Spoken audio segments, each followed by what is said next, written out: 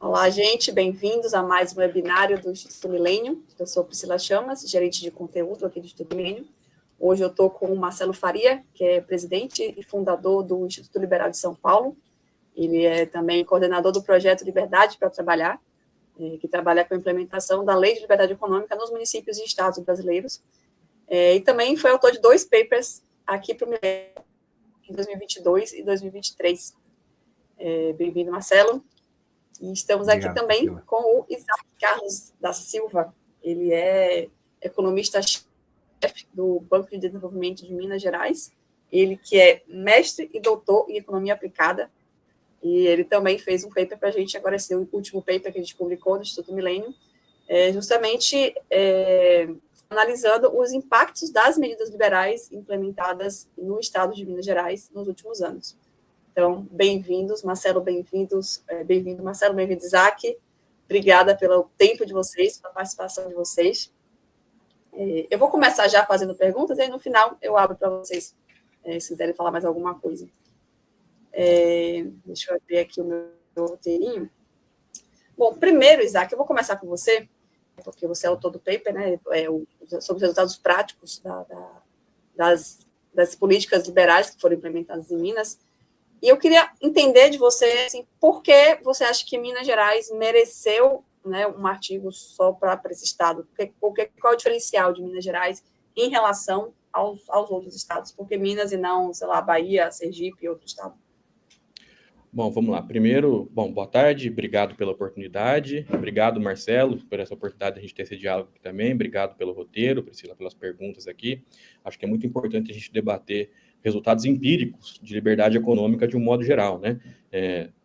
Nós estamos aqui vendo uma discussão que está posta na mídia, especialmente nesse momento, de um paradoxo entre que se observa entre a economia brasileira e a economia argentina. E aí eu acho que nós temos muitas relações e muitos resultados empíricos que a gente pode observar aqui no Brasil também, entre os estados brasileiros, no momento recente. A escolha por Minas Gerais deve-se, em grande medida, pela longevidade do programa de liberdade econômica que nós temos aqui. Minas Gerais foi o primeiro estado a ter um programa de liberdade econômica, e é o programa de liberdade econômica mais longevo que nós temos aqui entre os estados brasileiros.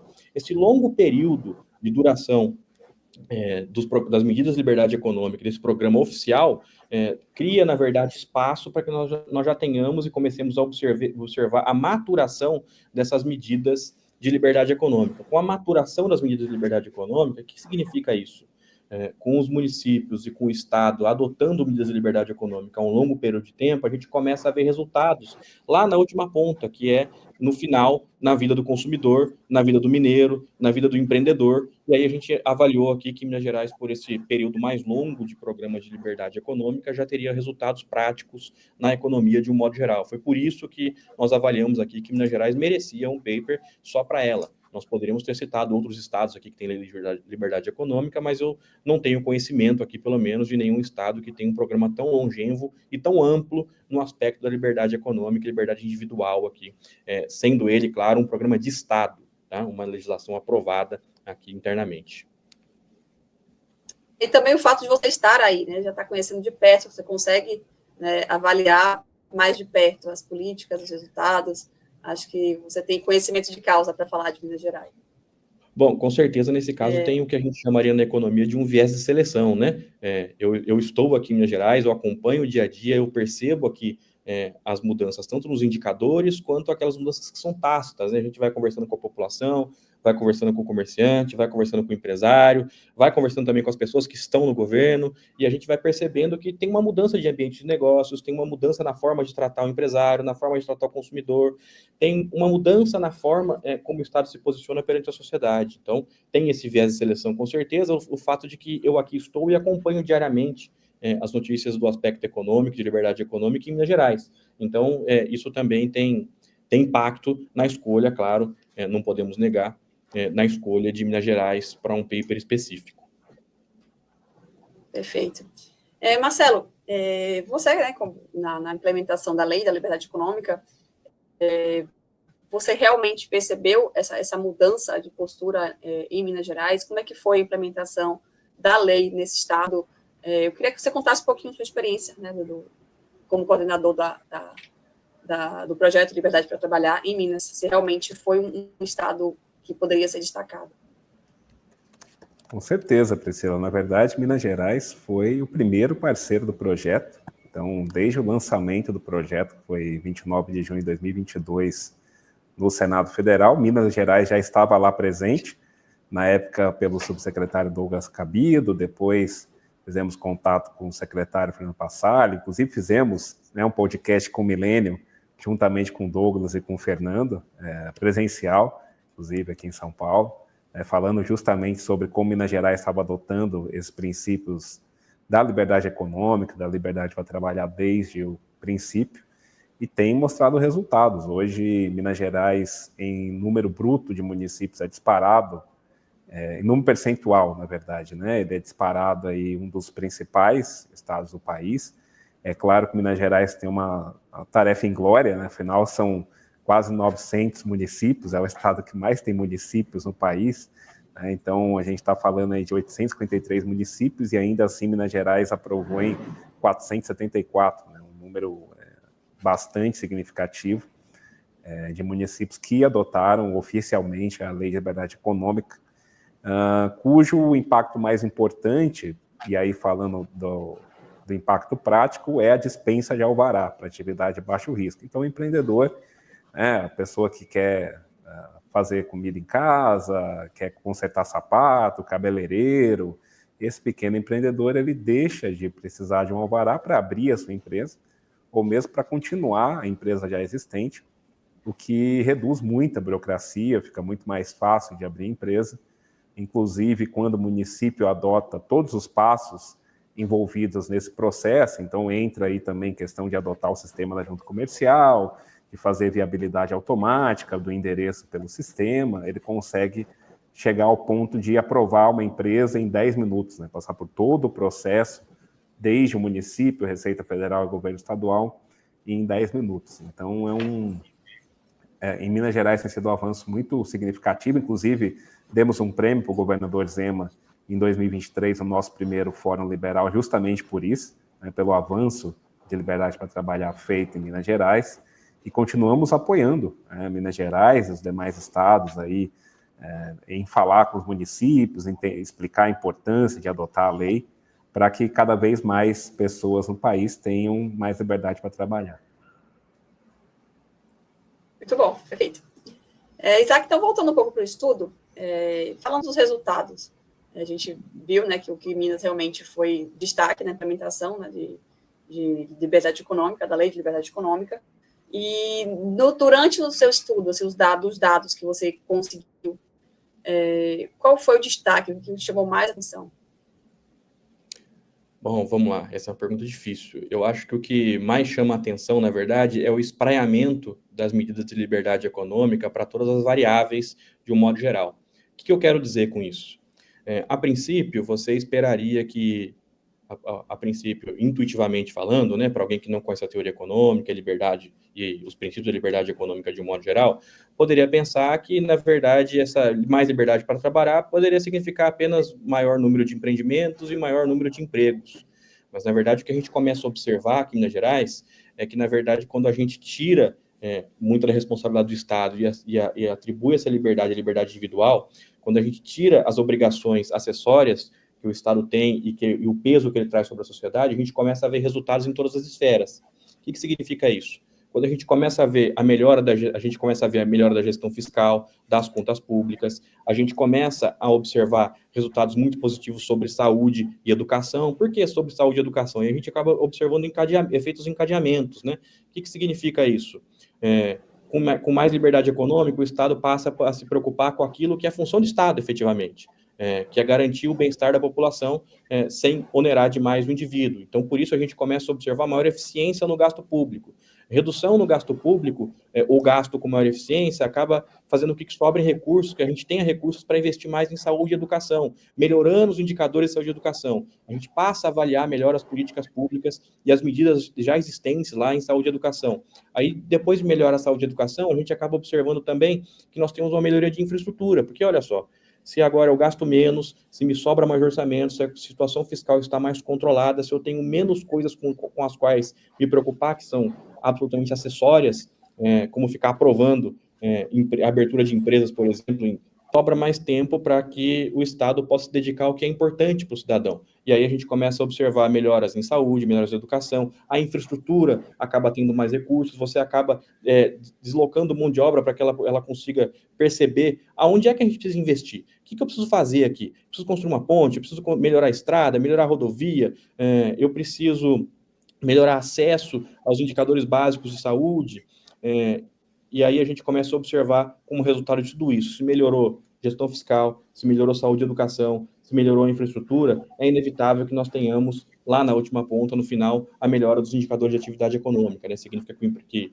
na verdade, as pessoas estão mais preocupadas em produzir, em serem mais eficientes, sendo mais eficientes, elas geram mais emprego, mais renda e, consequentemente, movimenta a atividade econômica, né? Eu acho que o principal resultado disso é que a gente já consegue observar essa diferença na ponta, o efeito da Lei de Liberdade Econômica sobre a atividade econômica de um modo geral, e eu acho que isso é um legado importante aqui, né? Nós temos vários resultados que são muito ilustrativos desse processo de adoção de medidas de liberdade econômica aqui no Estado. Dentre eles, eu gostaria de destacar um que eu acho que é inovador aqui nesse caso, que é a pesquisa de qualidade das estradas. O Marcelo falou muito bem, Minas Gerais é o estado do país com o maior número de municípios, são 853. É também um estado em que tem uma das maiores extensões territoriais do Brasil, se eu não salvo engano, é o terceiro estado de maior extensão territorial. Por esse motivo, nós também temos uma malha rodoviária que é muito grande, muito significativa, o estado todo é cortado por rodovias federais ou estaduais, e na atual conjuntura, do jeito que Minas Gerais estava, se encontrava, especialmente nas condições fiscais, a condição dessas estradas era muito ruins. Então, historicamente, Minas Gerais teve reportado em pesquisas uma qualidade péssima das estradas. Quando a gente observa a pesquisa da CNT lá, né, sobre a avaliação das estradas aqui em Minas Gerais, a gente sempre observou Minas Gerais com um padrão de ótimo e bom bastante inferior ao padrão do Brasil. Normalmente, nós tínhamos aqui 20% de ótimo e bom e 80% de péssimo, ruim e regular. Nós começamos a observar essa inversão. E o Brasil, ao contrário, né, sempre melhor, muito puxado também por outros estados da região sul, pelo estado de São Paulo, pelo estado do Rio de Janeiro, que também tem uma malha, em alguma medida, rodoviária menor, e por isso também proporcionalmente uma qualidade maior, além da importância econômica em si. Isso significava que o que era 80 a 20 de ruim, péssimo e regular para Minas Gerais, era no Brasil 60.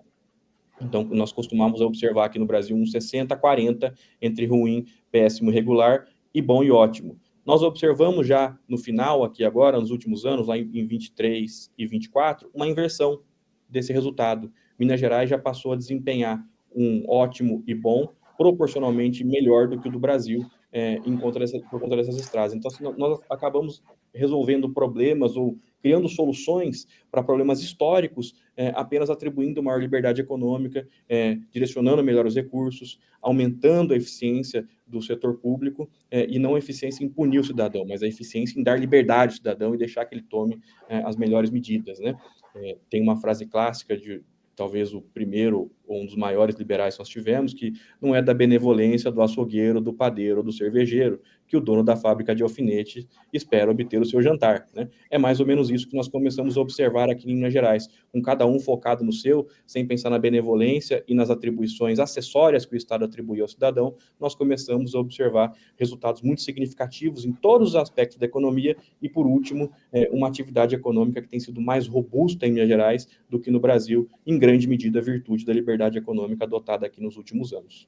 É mais ou menos o que a gente observa entre Brasil e Argentina, né? O Brasil e a Argentina, que nós começamos a observar a decadência da nossa atividade econômica, ou índices de atividade econômica cadentes, enquanto a Argentina aparenta recuperar, é o que nós vemos aqui também, né? Nós começamos a ver atividade econômica cadente, indicadores de liberdade econômica muito ruins no Brasil como geral, e ao contrário, atividade econômica forte, robusta, indicadores de liberdade econômica muito fortes aqui em Minas Gerais, resultados de políticas públicas bem adotadas e bem geridas no princípio de liberdade econômica. Entendi. Marcelo, o ILISP, ele chega a acompanhar os resultados nas cidades, nos estados em que é implantada a lei, ou o trabalho de vocês acaba com a implementação da lei? Nós fazemos o possível para acompanhar. É óbvio que a gente não consegue fazer estudos no nível de cada município, né? Estamos falando aí de 5.570 municípios. Sim.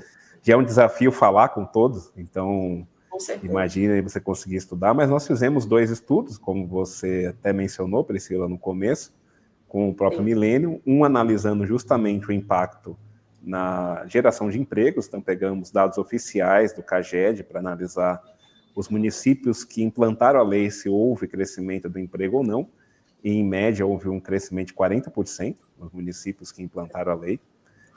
Claro que houve também um aumento das demissões, foi um aumento, salvo engano, de 27%, porque é óbvio que quando você tem liberdade, vai ter negócio que vai dar errado, vai ter coisa que não vai funcionar, então a liberdade também é isso, né? Também envolve aí você ser livre, às vezes, para errar.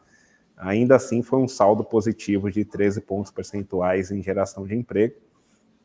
E depois fizemos um segundo estudo analisando a abertura de empresas, porque a nossa hipótese é que a lei de liberdade econômica ela favorece a redução da informalidade, porque aquela pessoa que estava informal, que já estava trabalhando muitas vezes como pessoa física ou não estava registrado, ele passa a registrar porque fica muito mais fácil fazer o registro, você faz pela internet, a burocracia é muito menor.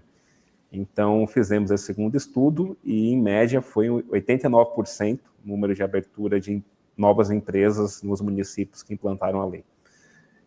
E aí agora estamos fazendo um terceiro estudo, que é uma das poucas objeções que nós temos quando falamos com alguns municípios, que é a arrecadação. Então, tem alguns municípios que falam, olha, eu não quero fazer a lei porque eu não quero perder a arrecadação, porque, pela lógica, se você dispensa o alvará, não faz sentido você cobrar a taxa de alvará para abrir a empresa. Então, temos feito esse estudo internamente, a gente tem um dado preliminar que, salvo engano, foi de 10% de aumento de arrecadação, mas é um dado preliminar e não é um dado final. Mas nós temos alguns dados interessantes agora do Paraná. O Paraná recentemente fez um estudo, porque eles fizeram o decreto de liberdade econômica regulamentando a lei lá no final de 2023, para entrar em vigor dia 31 de janeiro de 2024. E em outubro de 2024, então 9 meses depois, eles fizeram análise do impacto desse decreto no Estado, e eles chegaram à conclusão que houve um acréscimo, graças à facilidade da Lei de Liberdade Econômica, de 384 milhões no PIB do Estado em 9 meses. Então, é um impacto bem relevante. Salvo engano, eram 141 milhões só de acréscimo de massa salarial, porque as empresas abrindo mais rápido, geram emprego mais rápido, e isso é benéfico para a massa salarial. E para o Estado também, que aumentou a arrecadação de ICMS em 11 milhões. Então, foi benéfico para todo mundo, foi benéfico para o empreendedor que abriu mais rápido, para a pessoa que estava desempregada conseguir um emprego e para o próprio Estado conseguir arrecadar mais recursos, facilitando a vida do empreendedor, né? E creio que se Minas Gerais fizer um estudo desse, o impacto será maior ainda, já que Minas Gerais tem a lei aí há quase 4 anos, né? Já estamos em 2025, então a lei de Minas Gerais de 2021. Então, estamos falando aí de 4 anos que Minas poderia analisar esse impacto no governo, né, na arrecadação, na abertura de empresas e na abertura de novas vagas graças à lei. Então, sim, tem um impacto bem relevante e temos avançado. Minas Gerais nos ajudou a avançar em outros estados, porque começa a virar aquela, de certa forma, competição saudável, né? Então, Minas Gerais foi exemplo para Rio Grande do Sul e Paraná avançar, que foram exemplo para o Piauí avançar, que virou exemplo para São Paulo avançar, agora virou exemplo para Goiás avançar. Ontem saiu a Lei de Liberdade Econômica de Sergipe, que se baseou em todos esses exemplos. Então, estamos falando aí de uma lei que tem 5 anos e que tem avançado nos estados e municípios, em parte com o nosso apoio, na medida do possível. E Minas Gerais, com certeza, foi um exemplo para que isso acontecesse.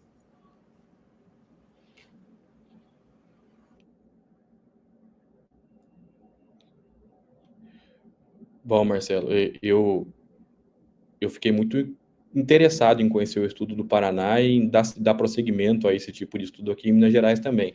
Eu acho que tem muito para a gente avaliar nesse aspecto, né? Se em 9 meses esse foi o tamanho do impacto da liberdade econômica no Paraná, imagina qual foi ou qual seria o tamanho desse impacto aqui em Minas Gerais. Realmente são dados vultuosos em termos de atividade econômica, muito interessante. E o ILISP chegou a ganhar 2 prêmios internacionais, né? Um pelo paper e outro pelo projeto em si. Quer falar um pouquinho dos prêmios, Marcelo? Nós ganhamos, nós fomos selecionados o melhor projeto da América Latina, melhor projeto liberal da América Latina em 2023, e aí nós no mesmo ano fomos indicados para um prêmio mundial, que chama Templeton Freedom Award. Então nós fomos selecionados um dos 6 melhores do mundo. Não ganhamos o prêmio em 2023, nós perdemos com um projeto das Filipinas, que mudou uma palavra na Constituição. Então você vê como às vezes o advocacy tem suas sutilezas, né? Então a Constituição da Filipinas dizia que todos os serviços eram monopólio do Estado. Então imagine o Brasil com tudo sendo monopólio do Estado, como já foi no passado, né? Telecomunicações, monopólio do Estado, internet, energia, água, e aí os brasileiros sabem bem como isso não funciona, né? O Estado cuidando de todos esses itens, temos visto, inclusive, agora aí com o marco de saneamento mostrando como o Estado também não serve para cuidar de água. É curioso ver o efeito lá no Rio de Janeiro, né? Começa a aparecer as matérias. Olha, o aterro do Flamengo, que estava há décadas poluído, agora as pessoas estão nadando no aterro em 2 anos. Né, em 2 anos de concessão. Nossa, que coincidência. O que será que aconteceu? Coincidência incrível, assim. Passou para a iniciativa privada, ficou limpo o lugar. É impressionante. Então, a gente tem trabalhado, né, até para divulgar externamente também esse projeto. E na Filipinas eles mudaram falando que você não ganhou essa no ano palavra, passado, mas esse ano. na Filipinas eles mudaram a palavra de monopólio para preferência. Então, a partir do momento que é preferência do Estado, não é mais monopólio. E aí abriu a internet no país inteiro para a iniciativa privada, abriu energia, abriu tudo, né? E as Filipinas, se eu não me engano, acho que tem umas 2.000 ilhas, né? Um grande arquipélago, 7.600 ilhas. Então, é um grande arquipélago. Então, imagina o Estado que não consegue cuidar de um país que é só um território linear, como é o Brasil, né? Não tem grandes separações. Imagina o Estado cuidando de um país com 7.600 ilhas, né? Sendo monopolista de tudo. Então, foi justo que eles ganharam o prêmio. Mas no final do ano passado a gente ganhou um prêmio em Nova York, chamado Smart Bets, por esse projeto e um segundo projeto que nós começamos a fazer agora. Estamos terminando o piloto agora, que é levar CEP digital para favelas. Então você dá um localizador para cada casa na favela, ele passa a ter um CEP, pode ser localizado pelo mapa facilmente. Então a gente tem avançado nesse sentido aí de trazer soluções liberais para a vida das pessoas. Beleza. Voltando ao estudo, Isaac, quais são as métricas que você usa, né, para avaliar esse avanço em Minas Gerais e como relacionar, né, esse avanço com a liberdade econômica? Porque pode ter sido por N fatores, né, não necessariamente por conta das leis que abriram mais, né, desburocratizaram o Estado. Como é que a gente faz para relacionar uma coisa com outra? Pode, excelente, excelente. Realmente, você tem razão, em alguma medida, quando você diz que nós podemos, como a gente chama na economia, ter eventos endógenos e não um evento exógeno, como seria a lei de liberdade econômica, impactando essas medidas. Então, aí nós temos que isolar esse tipo de evento. Como é que a gente faz isso, basicamente? Falando um pouco aqui de economês, a gente, na verdade, cria um contrafactual. O que é um contrafactual? Para explicar aqui sinteticamente, utilizar um contrafactual é utilizar um agente ou alguma medida que aconteceu em outro lugar também, no qual a única diferença é o que você isolar o efeito daquilo que você quer avaliar. Tá? Então, no caso, a liberdade econômica. Então, se a gente pensar aqui em Minas Gerais e no Brasil de um modo geral, nós temos aqui uma proxy de um contrafactual. Por que isso? Bom, você poderia argumentar que, olha só, a liberdade econômica, o efeito que nós estamos vendo na Argentina não é exatamente um efeito de liberdade econômica, poderia ser um efeito de valorização do câmbio, que aí a gente não vai discutir aqui a endogeneidade da liberdade econômica nas expectativas da valorização do câmbio. Ao passo que no Brasil é um efeito contrário, de desvalorização do câmbio que está piorando a nossa atividade econômica. A gente poderia, em países diferentes, em regiões diferentes, com governos diferentes, assumir que medidas endógenas exógenas, estejam atrapalhando esse efeito. Mas no caso de Minas Gerais e do Brasil, não é bem assim, né? A taxa Selic que afeta a economia do Brasil, afeta a economia de Minas Gerais. O IPCA, a inflação que afeta a economia do Brasil, afeta a economia de Minas Gerais. As medidas macroeconômicas adotadas no Brasil também afetam a atividade econômica em Minas Gerais. Os eventos climáticos externos, excetuando-se o caso do Rio Grande do Sul nesse ano, que afetaram o Brasil, também afetaram Minas Gerais em alguma medida. Então, assim, nós temos aqui um contrafactual natural por Minas Gerais fazer parte, efetivamente, do Brasil. O mercado de trabalho está aquecido no Brasil e também está aquecido em Minas Gerais. Então, as diferenças que nós temos aqui são, na verdade, diferenças associadas a um modo de governo e a escolhas de política adotada, na verdade, tá? Então, nós já temos aqui o que a gente chama de um contrafactual natural para Minas Gerais. E por esse motivo, nós conseguimos comparar o que nós observamos no Brasil com o que nós observamos em Minas Gerais, né?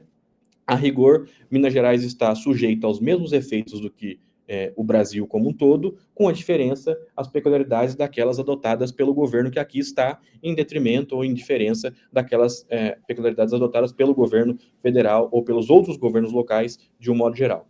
Assim sendo, nós podemos comparar o resultado de Minas Gerais com o resultado do Brasil. Seria diferente de eu comparar o resultado de Minas Gerais com o resultado de São Paulo, porque nós temos outras políticas diferentes que foram adotadas em São Paulo e não foram adotadas em Minas Gerais, e vice-versa, né? Mas como a gente cria aqui esse contrafactual natural, a gente pode atribuir, em alguma medida, grande parte desses efeitos para as variáveis, para as medidas de liberdade econômica. E aí a gente tem que selecionar bem as variáveis para que a gente consiga fazer esse filtro adequadamente. O que significa isso?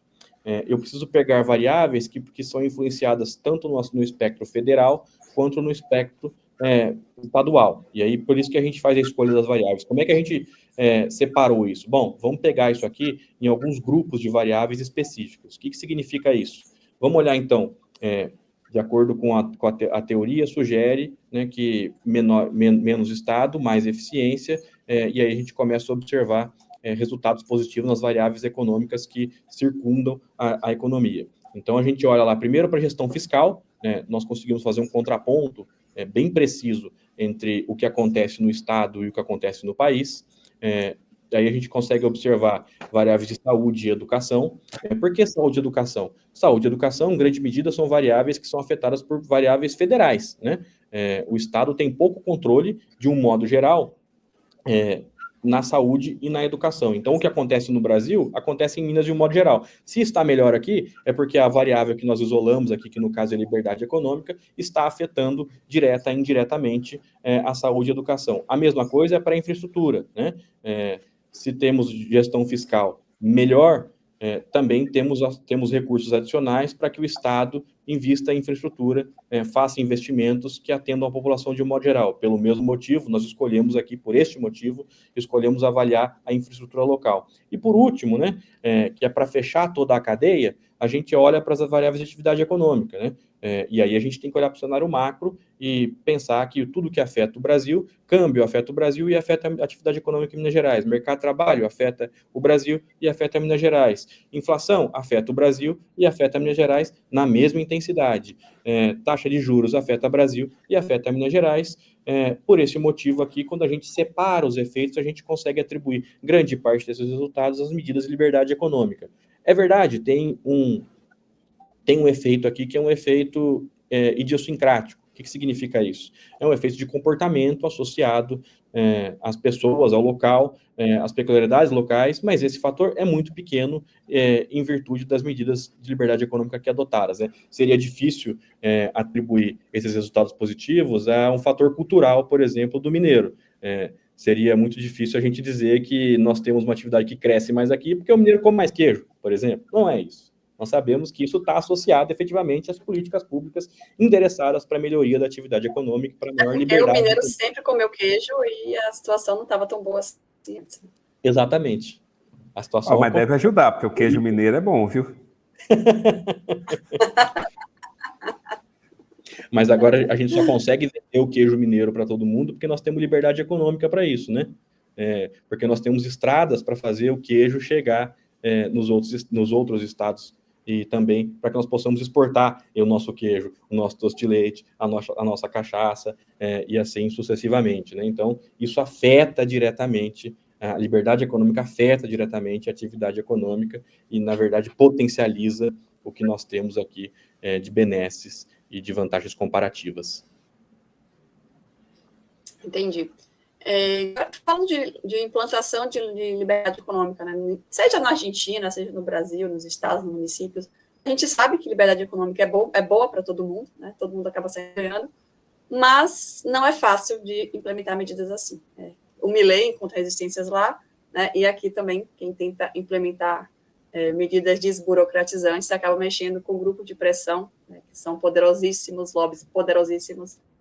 E eu queria entender dos dois aí, do Marcelo, né, como é que foi, como é que está sendo, na verdade, esse trabalho de implementação da lei de liberdade econômica, né, quais são as dificuldades, quais são os grupos de pressão que têm lutado contra, como superar esses obstáculos, e o Isaac, né, da questão de Minas, não sei até que ponto você está por dentro dos bastidores, né, dessa liberalização da economia, e como é que está sendo aí, o que é que você está sentindo de resistência e como que isso está sendo superado. Eu posso te dar um exemplo prático, Priscila. Quando nós fizemos a apresentação desse projeto em Sergipe, tinha uma pessoa até que apoia as ideias liberais, estava na mesma mesa, e ele falou, olha, eu adoro a lei de liberdade econômica, acho muito importante, mas ela não vai pegar em Sergipe.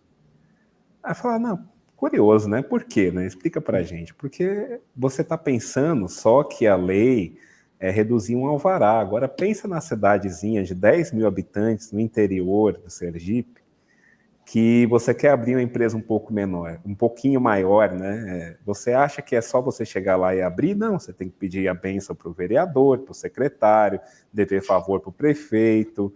E a gente tem casos aí, nem falando só de Sergipe, né? A gente conhece alguns casos no estado do Rio, por exemplo, que o alvará é instrumento de corrupção, né? A verdade é essa, né? Então ele cria, é o famoso criar dificuldade para vender a facilidade. Então você acaba acertando, mirando a redução da burocracia, acertando a redução da corrupção, né? Porque a partir do momento que o alvará é dispensado, acabou, né? É feito via sistema, não tem alguém ali apertando um botão para dizer que não pode ser liberado, porque o decreto é bem objetivo, ou a lei é bem objetiva, é feita de acordo com o KNAI, e acabou, não tem mais a discricionariedade de alguém ali envolvido no meio para dizer que, olha, esse aqui não vai passar porque eu vou dificultar para cobrar a facilidade depois. E nós temos casos no Brasil, infelizmente, de municípios que não aprovaram a lei por causa disso, né? Porque a gente sabe que tem esquema de corrupção no município envolvendo alvará. Então, veja como isso acaba afetando a vida das pessoas, né? Uma coisa que você pensa que é simples, né? Um alvará de funcionamento, mas envolve uma série de questões que quando você remove essa barreira para o empreendedor, você acaba facilitando a vida de todo mundo, inclusive do bom funcionário público, né? Que pode trabalhar mais fácil, pode focar... Não, agora realmente eu vou fiscalizar, sei lá, o cinema, que é uma coisa que eu preciso fiscalizar, e não um cara que está produzindo sapato em casa, né? Que tem uma pequena padaria... A gente tem um caso, inclusive, em São Luís, aí, que é uma das poucas capitais que não tem a lei, que entrou o Ministério Público contra o município porque teve um incêndio no cinema e o município não tem a lei de liberdade econômica. E o argumento do Ministério Público foi esse. Falou, olha, você não tem a lei, você está fiscalizando o cara que faz docinho em casa, não está fiscalizando o cinema que pegou fogo. Então, cadê suas prioridades, né? Libere o alvará para o cara pequeno, fiscalize o cara maior, que realmente pode ter um risco ali de incêndio, alguma coisa assim. Então, é um trabalho de formiga, né? Você convencer as pessoas ao longo do tempo. Tem o site do projeto que ajuda muito, a gente recebe muita menção aí de gente que a gente nem conversou, né? Porque hoje tem o site do projeto, que é liberdadeparatrabalhar.com.br, as pessoas entram lá, puxam a informação de lá. O Tarcísio, quando lançou aqui a Lei de Liberdade Econômica, usou os dados do site do projeto, então você acaba virando referência, né, no tema, de como avançar a lei de liberdade econômica, e isso tem impactos aí, como o Isaac bem falou, que vão muito além só de emprego e renda, né? Então, a questão das estradas aí é uma coisa que a gente não tinha pensado, por exemplo, né? O impacto da liberdade econômica no Estado ser mais leve e ter ali mais oportunidade de melhorar a estrada, seja fazendo concessão, seja atuando diretamente, porque o cara não está mais preocupado com a vendinha da esquina, né? Então, é realmente benéfico aí para muitas pessoas a liberdade econômica. Agora, um ponto extra para deixar para o Isaac aí, que o Milei foi muito bem nisso, e nós, no ano passado, no nosso segundo Fórum Liberal, nós tivemos até a fala do Santiago Oria, que fez a campanha dele, é que liberdade econômica é um conceito difícil das pessoas entenderem, né, porque envolve várias variáveis, aí a gente fica falando de ranking. Não, é muito mais fácil explicar para a pessoa qual é o efeito prático na vida dela, né? Por isso mesmo que nosso projeto, apesar de avançar a lei de liberdade econômica, chama liberdade para trabalhar. É muito mais fácil explicar para as pessoas que eu estou defendendo que elas tenham liberdade para trabalhar. E fica mais difícil para quem é contra falar, não, eu não quero que as pessoas tenham liberdade para trabalhar. Então, às vezes, aí uma palavra, uma forma diferente de você apresentar as ideias faz uma diferença muito grande. Inclusive, o Zema é muito bom nesse sentido, né? Ele fala de um jeito... Ele passa várias ideias liberais sem falar que são ideias liberais, né? De, olha, a pessoa tem que ter um pouco mais de liberdade para trabalhar, a estrada pode ser um pouco melhor se o Estado não focar um pouquinho menos ali em outras coisas que não deveria focar. Olha, vamos privatizar tal coisa que a gente foca o Estado em outra. Então, acho que envolve muito comunicação. A gente tem melhorado muito, os liberais melhoraram muito a comunicação, mas sempre tem espaço para melhorar mais.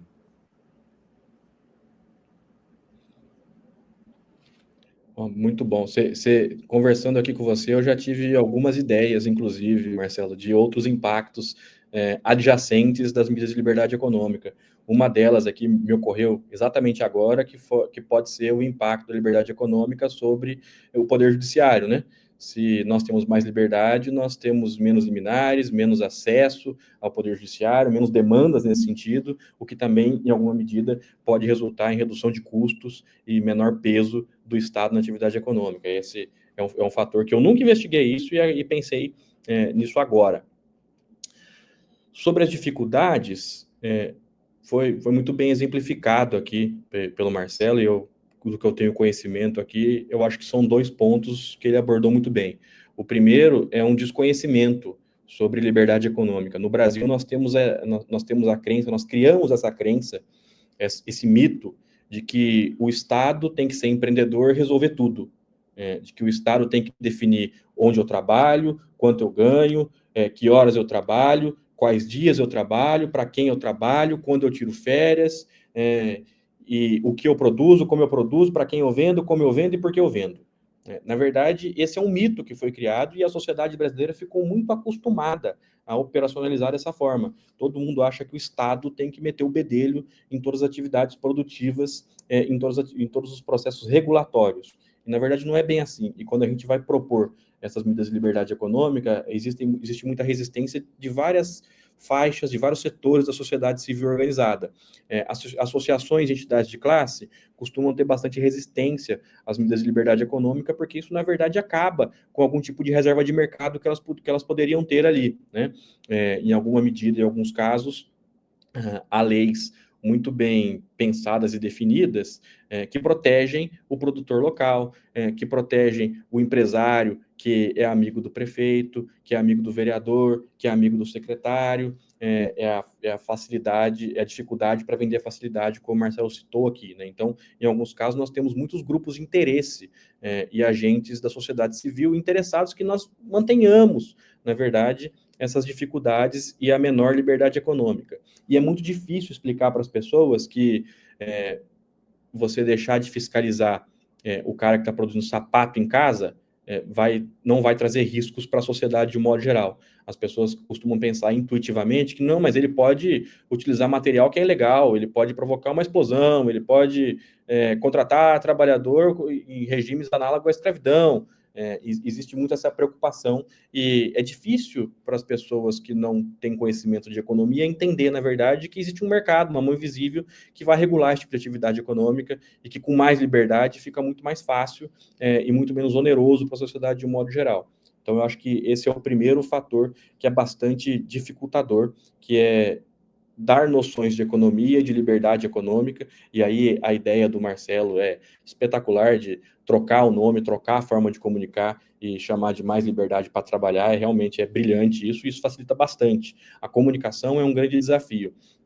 E claro, nós temos aí os grupos, as entidades de classe, aí eu falei aqui das entidades de classe, nós também temos, como o Marcelo já citou anteriormente, os municípios, né? Normalmente, para emissão de alvará é cobrado, se você não cobra, o alvará é automático, você não tem por que cobrar isso, e você acaba perdendo receita, né? E aí existe um trabalho muito árduo de convencimento de que você cobrar menos vai gerar mais arrecadação, porque nós teremos mais empresas, mais empregos, mais consumo e mais renda, né? Então, eu acho que essa é a principal dificuldade, a comunicação para que as pessoas entendam a importância e os impactos econômicos da liberdade econômica. Na minha avaliação, e aí puxando a brasa aqui para a nossa sardinha, eu acho que essa é a importância desse tipo de paper, desse tipo de ações que nós temos aqui, de mostrar que, olha, mais liberdade econômica não vai gerar desregulamentação no sentido perverso da coisa, vai ao contrário, gerar crescimento econômico e gerar ganhos de bem-estar e melhoria na qualidade de vida para as pessoas. Até dois itens extras, né, Isaac? Você dispensar um alvará, por exemplo, não significa que a empresa não pode ser fiscalizada. Não muda nada. Né? A única questão ali que você está é um papel a menos para você buscar, que faz muita diferença, porque é um papel de vários níveis do município e vários níveis do governo estadual. Então, a gente está falando bombeiros, vigilância sanitária, meio ambiente, área fiscal, dependendo do município tem obras, turismo, que pede papel também. Então, quando o município aprova, é uma série de setores que deixam de fazer exigências. Então, faz a diferença grande. Mas não impede que a fiscalização continue, que vá lá fiscalizar, a pessoa está produzindo alimento de forma ruim, né? A vigilância continua podendo ir lá. E essa questão da dispensa da taxa, né? Porto Alegre fez isso, porque eles entenderam, dispensaram todas as taxas para alvará de baixo risco, eles entenderam que, primeiro, que o município gastava muito dinheiro para cobrar o cara por uma taxa de R$50. Não custava, nem o valor pago pelo procurador, pelo salário do procurador, não compensava os R$50 que o município ficava lá caçando para o cara pagar, né? E segundo, que é exatamente isso, você deixa de cobrar uma taxa de 50, mas o município vai ter o ICMS, o ISS, né? O ICMS não. Dependendo do município, tem um percentual do ICMS, né? Mas vai ter o ISS, que é diretamente. Muitas vezes o cara fica regular e aí muda para um escritório melhor e paga um IPTU maior. E aí demanda menos do município também, então ele paga, o município arrecada mais demandando menos, né, porque está desburocratizado, então não tem porque eu ficar indo na prefeitura, falando com o funcionário, enfim. Então tem vários pontos que às vezes até a gente não vê a princípio, mas como eu disse, mira uma coisa e acerta várias outras, né, de forma positiva dessa vez. E é muito difícil explicar isso para um público leigo, em alguma medida, e é muito difícil explicar isso de uma forma didática, né, Marcelo? É difícil você explicar, por exemplo, que você tirar esse mutirão de gente que está gastando tempo e dinheiro para cobrar R$50 uma taxa de alvará, vai tornar o município mais eficiente, porque essa pessoa vai passar a fiscalizar quem deveria fiscalizar efetivamente, e quem vai ficar ocioso, na verdade, vai realizar uma atividade mais produtiva em outro setor, em outro segmento. Esse é um ponto que nós observamos aqui no Estado de um modo geral.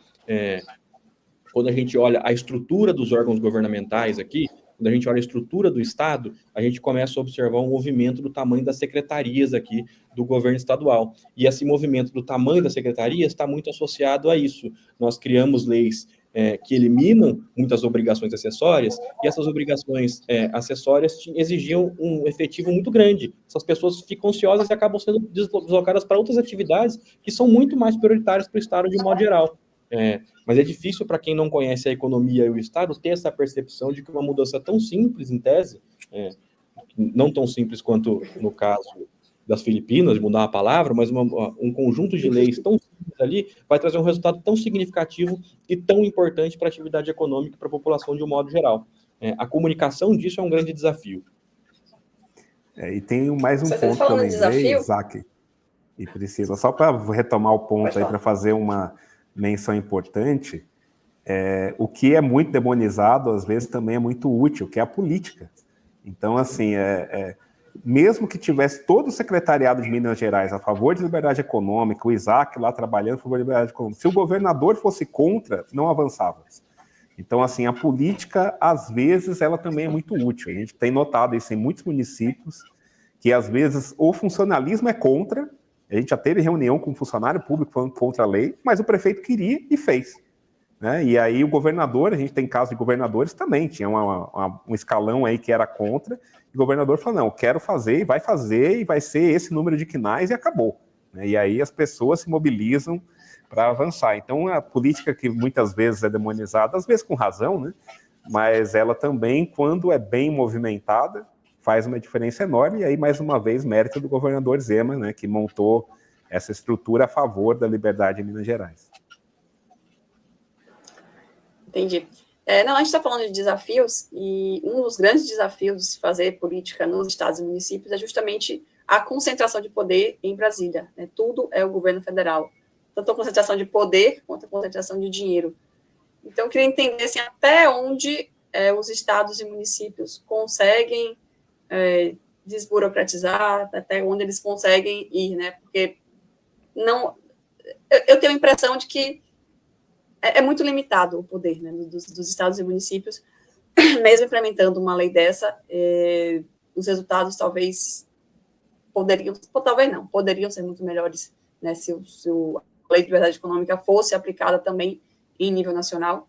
Enfim, eu queria entender melhor essa dinâmica, Marcelo e Isaac também, como é que dá para driblar essa limitação brasileira.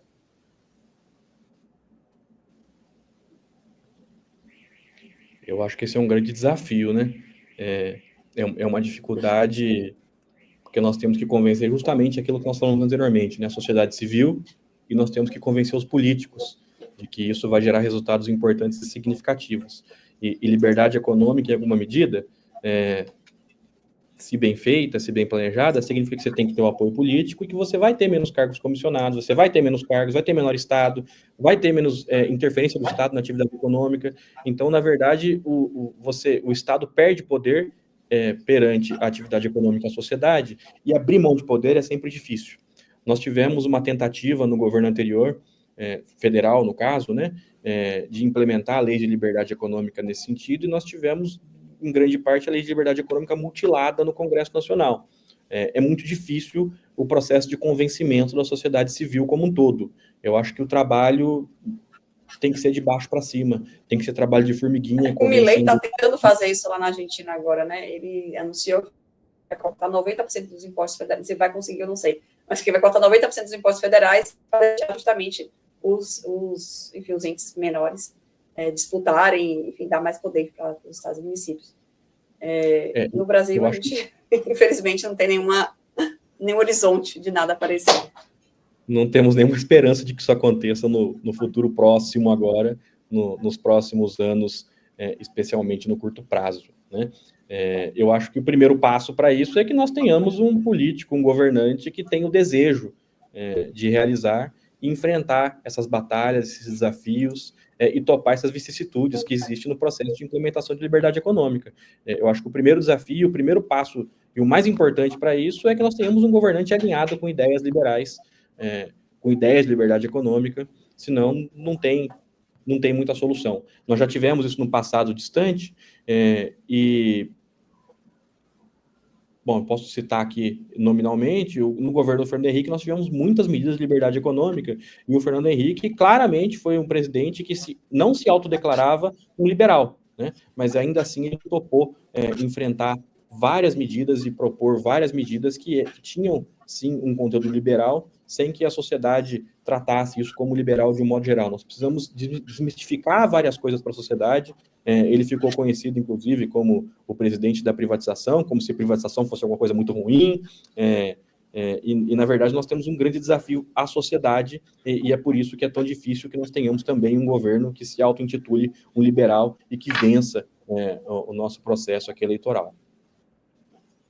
enxergando quem sabe, né? isso, Os né? mares estão favoráveis, né, no mundo. De repente, o Brasil também. Enxergando isso, da importância da política, em 2024 nós fizemos um teste nas eleições municipais, que é um pledge, né, que existe nos Estados Unidos, né, um termo de adesão dizendo para os candidatos que quisessem aderir a 6 princípios de liberdade econômica, princípios liberais. Não era só lei de liberdade econômica, envolvia não aumentar impostos, reduzir burocracias em geral dos municípios. E a gente fez um teste nessas eleições municipais, tivemos aí cerca de 400 candidatos que se inscreveram, né, que assinaram o termo, se comprometeram com essa pauta. Desses, 40 foram eleitos, inclusive 4 prefeitos. Inclusive, estamos falando já com essas prefeituras para implantar a lei. E é um teste, eu digo um teste, porque em 2026 nós queremos fazer isso para todos os candidatos a deputado federal, estadual e senador. E aí, inclusive, um termo muito maior, que envolve outros temas importantes, aí, também muito caros aos liberais, por exemplo, liberdade de expressão. Então, não vai ter meio termo do cara dizer se ele apoia ou não, ele vai ter que assinar um termo dizendo que apoia a liberdade de expressão, dizendo que apoia impeachment de ministro da STF que vai contra a Constituição. Então, a gente tem avançado nesse sentido para deixar claro que essa pauta, primeiro, dá voto, como Milton Friedman dizia, o que a gente precisa não é só políticos liberais, mas políticos que encarem a pauta liberal como politicamente lucrativa, e o lucrativo para o político é dar voto. Então, o político precisa entender, mesmo ele não sendo liberal, que a pauta liberal é boa para ele. E nesses próximos 2 anos, enquanto isso, é trabalhar, porque a gente tem um governo federal que ele trabalha no sentido oposto do liberalismo. O liberalismo defende centralização de poder, mais liberdade, menos Estado. A gente tem um governo federal que faz o oposto em tudo, né? A gente tem a reforma tributária feita para centralizar a arrecadação no governo federal, né? Para você ter um órgão dizendo para onde vai o dinheiro. A gente tem o caso do Caiado falando que, vou deixar de ser governador e vou assumir esse órgão aí do governo federal, que vai ter muito mais poder que qualquer governador, vai decidir o dinheiro do país inteiro para onde vai. Então, aí que propõe o sistema único de segurança pública, né? Porque o SUS é maravilhoso, o sistema de saúde é maravilhoso, centralizado, então vamos centralizar a segurança também, vai funcionar muito bem. Então a gente tem um governo que trabalha no sentido oposto, né? De centralizar cada vez mais poder em Brasília, e o que o Brasil precisa é justamente o que o Paulo Guedes falava, né? É menos Brasília e mais Brasil, né? Mais liberdade para os estados, inclusive de chegar num nível de realmente pacto federativo, do Estado poder decidir sua lei penal, poder decidir sua lei tributária de uma forma mais simples, né, sem ter que ir lá Brasília aprovar tudo. E espero que um dia a gente chegue nesse caminho, mas depende de nós, né, de quem está aqui falando e quem está ouvindo também, trabalhar para que isso aconteça. É isso, eu acho que o principal desafio para que nós consigamos isso é o que nós estamos fazendo aqui, né? Conseguir tentar espalhar essas ideias liberais, mostrar a importância da liberdade econômica, mostrar como é importante convencer os governantes, como é importante estar próximo deles, como é importante entender da política, é importante entender das medidas adotadas. Eu acho que o principal desafio e o principal caminho, o melhor caminho para que nós consigamos é isso que o Marcelo acabou de falar, exatamente isso. Isso aí. Marcelo, para além de Minas Gerais, assim, sua experiência com o projeto Liberdade para Trabalhar, quais são os estados que você sentiu mais facilidade, né, de entrar com o projeto, e quais são os estados que você sentiu mais dificuldade? Como é que está o status do projeto agora? Nós temos, inclusive, um mapa que nós publicamos de tempos em tempos nas redes sociais do ILISP, mostrando isso, quais são os estados que mais avançaram no nível estadual, porque, como eu disse, o estado tem que fazer a lei, depois o município também tem que fazer a lei. Então, no nível estadual, hoje nós temos Goiás, que acabou de fazer a lei, isso em número de quinais dispensados, em número de atividades econômicas dispensadas. Então, hoje nós temos Goiás, Piauí, que é um governo do PT, inclusive. Então, a votação da Lei de Liberdade Econômica no Piauí foi bem curiosa. A gente tem o vídeo da votação dos deputados do PT defendendo fervorosamente a liberdade econômica, dizendo que ajudar o empreendedor, que é bom para todo mundo, que aumenta emprego. Eu falo, é curioso, né? Então, você começa a entender que uma pauta está vencendo quando até alguém que deveria ser contrário apoia, né? Então, você vê que a pauta começa a ganhar atração quando isso acontece, né? Então, hoje você tem em Goiás, no nível estadual, Goiás, Piauí, São Paulo, que também não tinha lei, e o governador Tarcísio fez uma mudança geral aí nesse sentido, né? Então, aprovou a lei, aprovou o decreto, já fez regulação, já está expandindo a regulação, e agora tem que aprovar nos municípios. E aí temos Paraná, Rio Grande do Sul, Minas Gerais, né, que agora o próximo passo é aumentar o número de quinais, que a regulação de Minas Gerais é um pouco mais antiga, né? Esses são os estados principais, e temos estados novos. Então, Sergipe aprovou a lei ontem, Rondônia aprovou a lei em dezembro, então também é bastante recente. Nós temos o Maranhão, que na falta de uma lei tem duas, por uma questão política aí, teve uma questão com a Assembleia vetou a lei que veio do governador e aprovou a própria lei, aí o governador vetou e no fim tiveram duas leis, né? A lei do governador e a lei da Assembleia. Então, lá tem duas leis de liberdade econômica, e aí tem avançado no nível estadual, principalmente nesses estados. Rio de Janeiro também tem avançado um pouco, mas em geral são isso.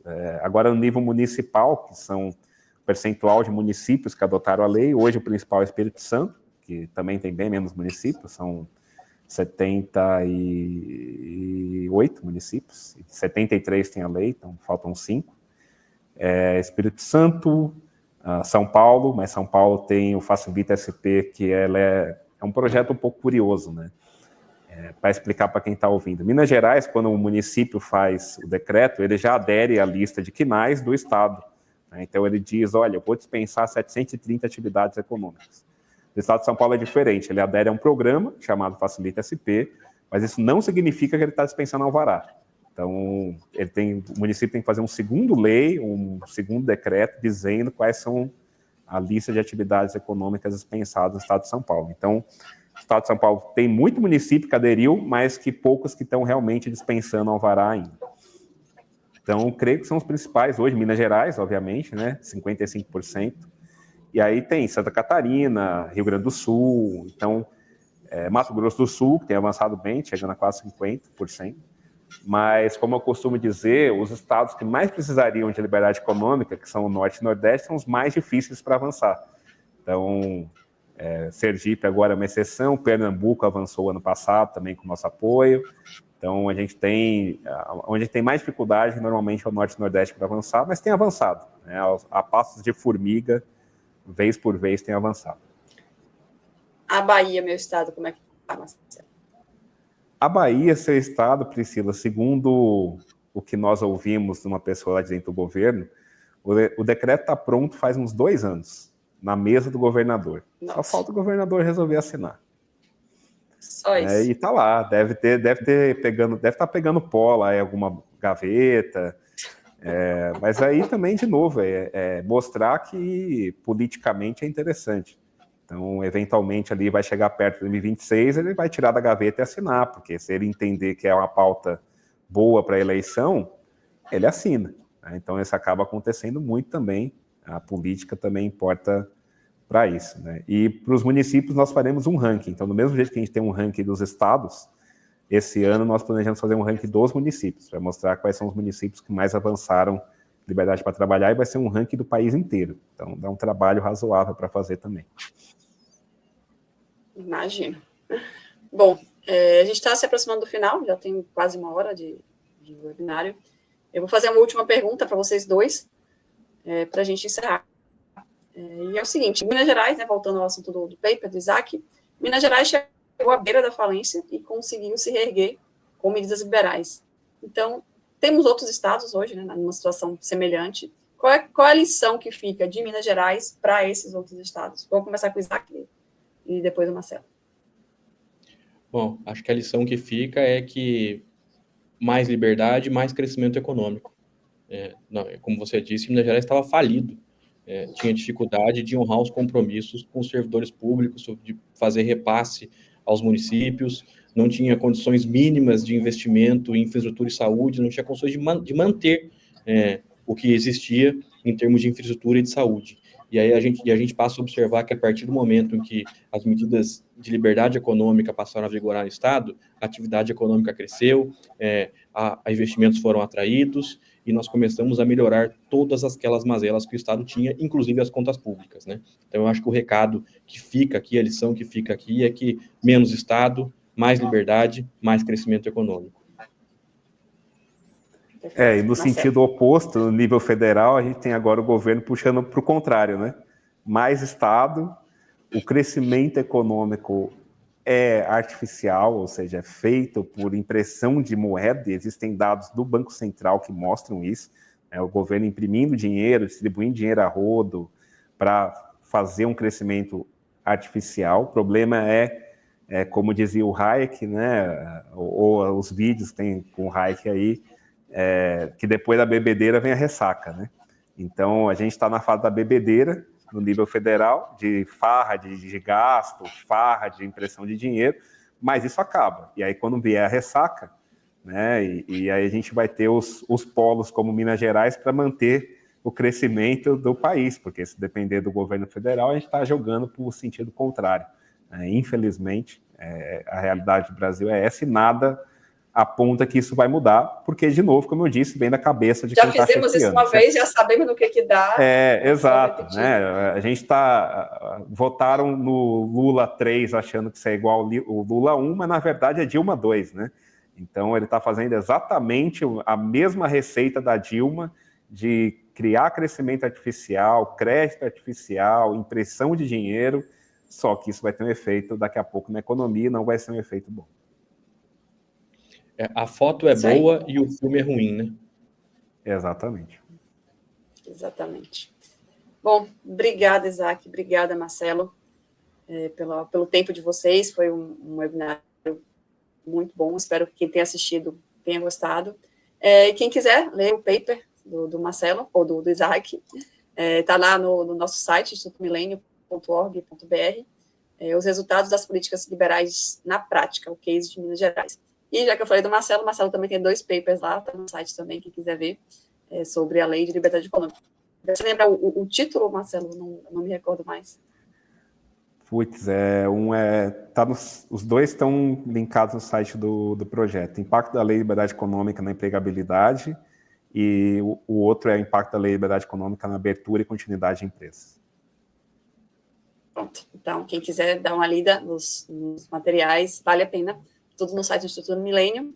E vamos encerrando por aqui, agradecendo mais uma vez a participação de vocês. E quem está nos assistindo, fique ligado, porque o Instituto Milênio está sempre com muitas novidades, com muitos materiais sendo publicados, muitos webinários, e vamos começar 2025 com o pé direito. Tchau, gente. É isso aí.